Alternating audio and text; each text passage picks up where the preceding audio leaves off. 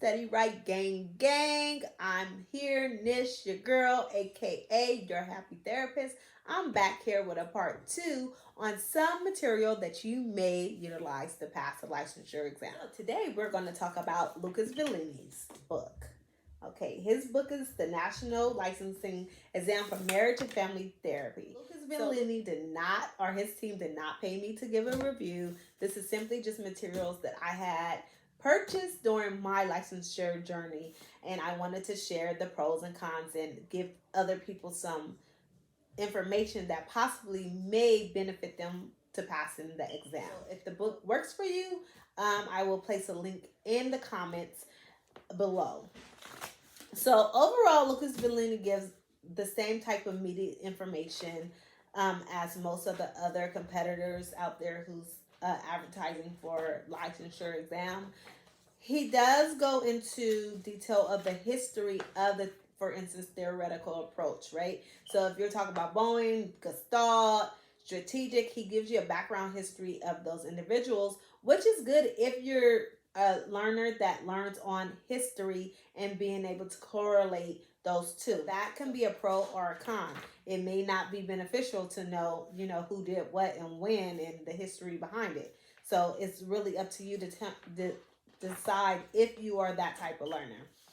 So as I started studying, one thing I noticed is that for California, you don't have to worry about genograms per se as far as the actual linkage and symbols, but you do need to know about genograms in the terms of theoretical approaches and who utilize them and what type of things comes up, like family connections and in those forms. Okay, so then again, it may be for you to get an extra visual to see that. One thing that I do say that I love about Lucas Volini's book is that he provides a visual outlook of what a genealogram looks like. He provides you symbols as well as a vignette about the family. So you're able to have that same family throughout the whole book. So that is a definitely pro for me, because if you can visualize this throughout each theoretical approach, it's going to continue to click more and more about what genogram signs matches with what type of behaviors and relationships.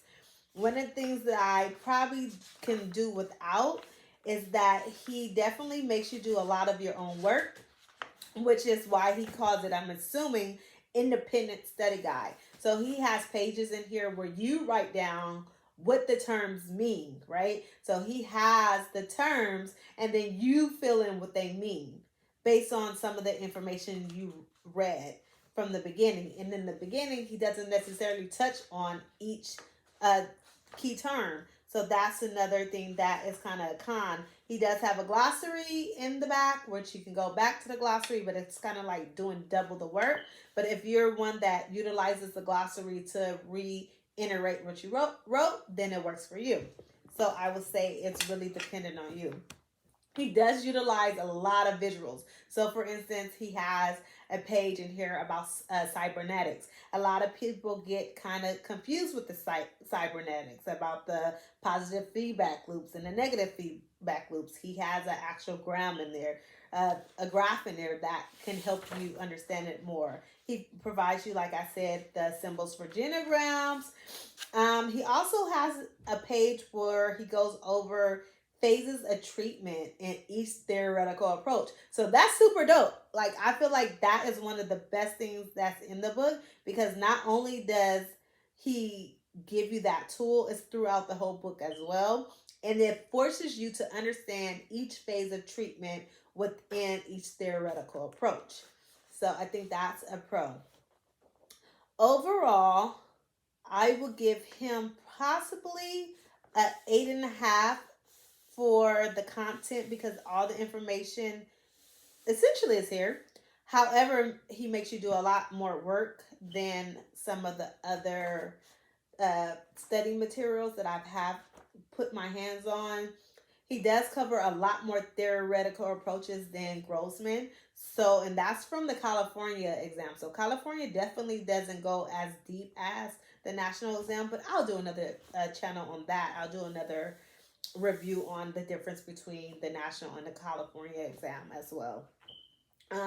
He also talks about crisis intervention. So he does target every domain in this book. And you also can purchase another book with this, with just a mock exam. Now, his mock exams are not the best, meaning that he's kind of on the same level as Jerry Grossman, as my perception, as the licensure exam goes. He did come up with a new book, so it may be some revisions to that. However, I can't tell you how that looks because I haven't had it.